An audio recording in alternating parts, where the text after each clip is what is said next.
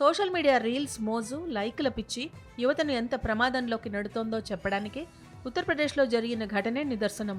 సరదా కోసం చిత్రీకరించాలనుకున్న రీల్ చివరకు విషాదాంతమై ఓ యువతి ప్రాణాలను తీసుకుంది. ఉత్తరప్రదేశ్లోని బాందా జిల్లాకు చెందిన 27 ఏళ్ల మోహినికి సోషల్ మీడియాలో రీల్స్ చేయడం అలవాటు. తన ఇంట్లో ఉరి వేసుకుంటున్నట్లు నటించే సీన్ చిత్రీకరించాలని నిర్ణయించుకుంది. దీనికోసం మెడకు తాడు బిగించుకుని ఓ స్టూల్పై నిల్చుని తన మొబైల్ ఫోన్లో వీడియో రికార్డు చేయడం మొదలుపెట్టింది. అయితే కొన్ని క్షణాల్లోనే సీన్ రివర్స్ అయింది. ఆమె బ్యాలెన్స్ కోల్పోవడం లేదా కాలు జారడంతో స్టూల్ పక్కకు పడిపోయింది. దీంతో మెడకు బిగిసిన ఉరి నిజంగానే ఆమె ప్రాణాలను క్షణాల్లో తీసేసింది. ఈ విషయాన్ని మొదట గమనించింది గదిలోకి వచ్చిన ఆమె 4 ఏళ్ల కుమార్తె.